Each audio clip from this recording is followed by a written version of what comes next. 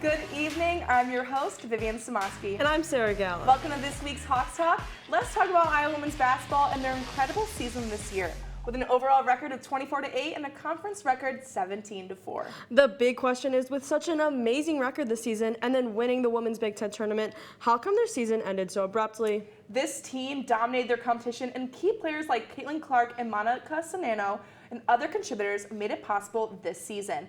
Caitlin has many accomplishments and was given the title of the Big Ten Player of the Year. And Monica Sanano signing for a 5th year next year with the Hawkeyes, as she is ranked #1 nationally in field goal percentage and averaged 19.3 points a game. A successful season ended so quickly for the Hawks as they ended in the second round of the March Madness tournament against Creighton.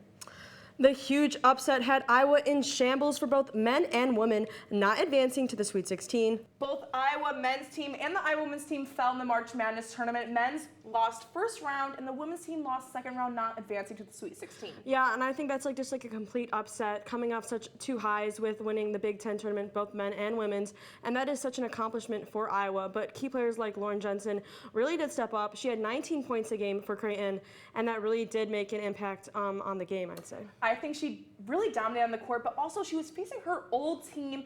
Yes, she played for Iowa her freshman year, then later transferred because she was not getting the playing time that she wanted.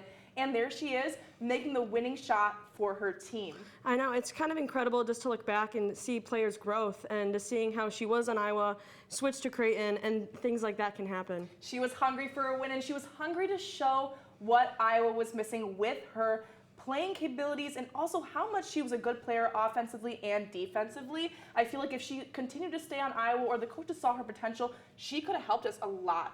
Even though they did lose, I feel like they had such an amazing season offensively and defensively. I feel like this team really pulled it together, and many key players on the team really did step up this season, I feel like. Especially with Caitlin Clark. Caitlin Clark is an incredible player, amazing. National Player of the Year with a sold-out Carver Hawkeye Arena.